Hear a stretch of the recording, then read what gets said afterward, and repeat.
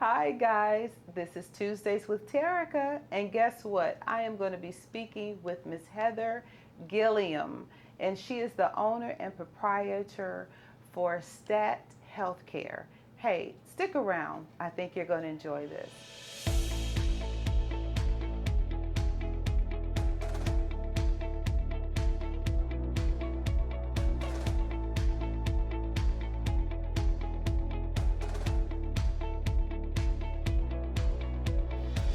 Hi guys, and welcome to this week's Tuesdays with Terica. Woo-hoo-hoo.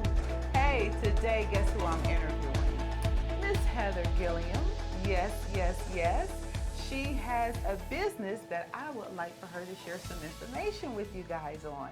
Hey, Miss Heather. Hello. How are you? I'm good. Happy to be here. Well, I am glad that you are here. I am so glad that you are here. I think the business that you have that we're going to be talking about, I think is so helpful to so many families. Right. So let's tell everybody about your business. What's your business name? The name is Stat Home Care. Stat Home Care. Did y'all catch that? Anybody that knows anything about the hospital, you know what that means? Stat. Immediately. Come now. Come quick. Right? Emergency. Let's get it done. Yes. 911. Exactly. How did you come up with that name? So I'm a registered nurse, and working in the healthcare field, I was just kind of thinking of like what would be what would be catchy. So I said stat means like now, emergency, like let's get it handled immediately. So that's kind of where it came from. I wanted to provide services like right now. Your family needs care. Let's handle it now. And that's kind of where it came from. A play on words. I think it is awesome. Very, Thank very, you. very nice. Okay, so how long have you been the owner and proprietor of your business? So I've been in the business since October of last year. Oh, very Yes, new. yes. So it is very new. A rewarding business. I've enjoyed it this far. And just something new that I wanted to try. Well, so, and you just getting started, what were some of the criteria that you needed to actually get started? So, in your earlier life, because you're so young, but in your earlier life, you were doing what? What kind of qualified you to be able to take this next step into business? So oddly enough, I went to South Carolina State. I have a biology degree. Kind of tried to figure out what I was going to do from there. Thought I was going to be a dentist. Really? Thought I was going to be an anesthesiologist. None of that happened, clearly. So I said, maybe a nurse. My great-great-grandmother, she lived to be 108. And my mom and I, we took care of her. We kind of saw her transition.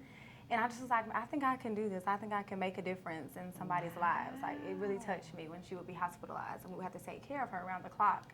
Because, I mean, it's your family. You want them to get the best care possible. So you also want to step up. And it's not easy. It's all. not easy work. At all. And nurses are tired. I mean, they're exhausted, and you're just there to be that extra help. So that's kind of what got me into it. So I said, if I'm going to apply to nursing school, if I get in, it's meant to be. I think And I got that is in. so And great. so I just kind of started from there. I think that is so wonderful because it does take a certain type of person Absolutely. to be able to step up, because I know every family member can't do that. You know, every family member doesn't want to do that. Right. Or if they want to, they're just not able. They have so many other things Other going responsibilities. on. Right. Yeah. So that's where you guys come in. So when a family actually calls you, what are some of the questions that you ask them as far as just getting started? Because they interview you, but I'm sure you interview them as well, right? Right, absolutely. So initially we do an intake process. So most of our clients, they're on Medicaid, but we do accept private pay. So we typically ask if they're on Medicaid. I'll go out and do a nursing assessment to kind of see overall general what the family needs. Sometimes it's as easy as just companionship. Some people, husbands have passed, wives have passed, and they're just looking for that component for companion. Really? Right. And then others, you know, they may have dementia, so they need more hands-on care. So it's just kind of more so of an assessment. So I'll kind of ask, like, where are they mentally? Like, what can they do for themselves, or what do they need in that regard? And we kind of go from there. So for the ones who have dementia, because I've had to go through that with my own personal family members. Right. My mom is going through that now. But with that makes it a little harder. Absolutely. Again, just speaking from personal experience, one of my sisters in Ohio, she's the caregiver for my mom, but it was really difficult for her to even realize that it was time to get my mom some additional care? In situations like that, how do you help get from one place to the next? How do you help a family transition from one place to the next? So it's kind of difficult, family members want to keep their family member at the house or don't want them to have to go into like a daycare or a nursing home for that matter. So it's just a matter of being, realistic. Like, hey, can you tell that there's a decline? Are they safe when they're home by themselves? Can they live alone? And you kind of get your family members together and you kind of go over this plan. And I just try to get them to see it from that end because of all, you want them to be safe. Like, Exactly. to be able to take care of themselves, but you also want to have help. You can't do it alone. So I try to make them see it from that end. And a lot of times I don't like that, but that's the reality. Like, But you have to be honest if about we're it. getting older, you're going to have that cognitive decline. That's just nature. It's going to happen, unfortunately. It's human nature. So I try to go from that angle because that can be a very difficult thing. Oftentimes people are in denial. Mom might leave the stove on. That's just more signs that something is going on there that we need to look more into. So I try to come from that angle and kind of have that talk and be respectful because it's very, very difficult. Do you feel like you're received well, or do you feel like sometimes there's a little I think there's a little tussle, only because I think people think that I'm so young and I don't really know what I'm talking about, but I do. I have the experience. I've worked in nursing homes as well as a nurse, so I kind of see it firsthand. And then also, like I said, I took care of my great-grandmother. She was going around the house putting my clothes in the oven. Like, there was just things that was happening. Noticeable Right. things, So I'm like, I've seen this before, and this is kind of what it looks like. So in that regard, not always do they listen to me, no. Kind of got to call in some help, one of my nursing supervisors, to kind of get them to explain it and kind of see how it goes. Because oftentimes, the family wants to keep mom at home, or mom doesn't, the family wants it, but mom probably doesn't want to do it. So from that angle, it gets a little tricky. And that's what my next question was going to be. So you have a conversation with the family, but sometimes your clients are actually able to have a conversation with you. Right. So how does that conversation go?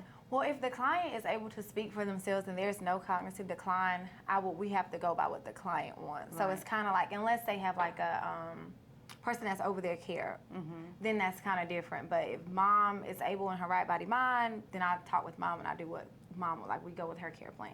Okay. So that gets tricky too. Families, it's the dynamic can be interesting. That's what I'll say. It can be interesting. Wow. It just seems like more and more families are having to deal with the situation now. I guess because we're all living a little longer, thank God for that. Right, life expectancy increasing. Which is great, but there is the time where some additional assistance is needed, and I'm so grateful that we have people like you that have kind hearts and that have compassion with our loved ones that make whatever the transition is a little bit easier, because it's really a very difficult and emotional thing to have to do. Highly emotional. Very much so. So tell me a little bit about your business. So when you were actually getting started as a new entrepreneur, businesswoman, what are some of the challenges that you faced in being able to achieve this? I would say I basically had to teach myself most of everything that I knew about. Like, I have friends that were doing it, but I don't think people really shared as much information. Right. And I sit back and I think about it. Like, now that I'm doing it, people will call me and say, hey, I want to open up X, Y, and Z. Can you help me? And I do it free of charge. Like, I pour out everything that I know. And I'm just like, I wish I had somebody that could have done that for me. Or if they did do it for me, I run into this whole male and female issue, like there's something more, there's an ulterior motive. I'm just like, no. So for me, that's been the most difficult, is actually having to teach myself versus having help or somebody show me the way. So how many employees do you currently have? Currently about 48. Okay, and you see yourself growing? Because I think so. Join her team. We are Tell hiring, everyone, what does absolutely. this mean to you? So what we're doing now is we're hiring caregivers, and you don't have to be certified. We do have some clients that do require CNAs, but most of our jobs are just no requirement necessary. So we're looking for PRN positions. If you're looking for part-time work, whatever hours you can work, we will really like to have you join our team. We want you to do it this way. Oh, sorry. Yes, sorry about that.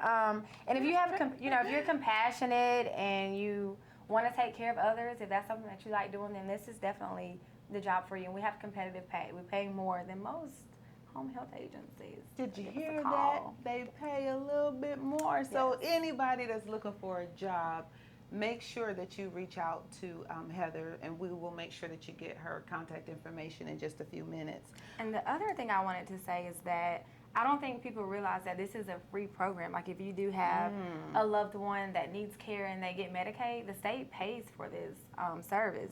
It's just a matter of you signing them up, in which we don't mind coming out and helping you do so. So when you say that, can you share with our viewers the difference between Medicaid and Medicare? Do you know what the differences are? I really don't know, like, the in-depth difference. I just know that you can have both sometimes, and if you do have both, then you would qualify. I know for Medicaid, unless you have like an illness, you have to be 65 or older. Okay. And Medicare only covers certain things, but it doesn't cover the in-home care. Okay. That would just be through Medicaid. Wow, but I'm just impressed. And there's plenty of people, like, I go places and I'm often explaining this to people, and they're just like, so I can be paid for doing what I'm like, absolutely. And not that it's about money. I mean, you're going to take care of your loved one regardless, but I think if you're going to do it, incentive, you know, that can help whatever needs to be in the household, you know? So that's how I think about it. And I actually found out about this through my great-grandmother. That's how I knew about it. Yes, she was on the program. Wow. And yes, it's nothing that you're going to do because you want to get paid for taking care of grandma, mom, dad, or whoever. Right. But the fact that it kind of, I guess it offsets the expense that you may have as an individual. You may not be in a position where you can work a full-time job. Right. You may only be able to work a part-time job or not a job at all, but it is just supplemental Some things to have coming in, exactly. And that's how I try to get people to look at it, because it can be beneficial all around. I think it's awesome. And if you don't, I mean, sometimes people need relief. Like, if you've been taking care of mom and you want a break, that's where we come in. We can help with that for sure. So you can actually do, if somebody wanted to go away for the weekend or just a couple of days, or just have an interview or a doctor's appointment or whatever, you guys can. We could cover for them. Most of our clients get between 20 to 25 hours. We do have some that get 40 hours a week. It's just all based on need, kind of what the client needs. So it's been interesting. It's been a learning curve for sure, but I think I got it. So.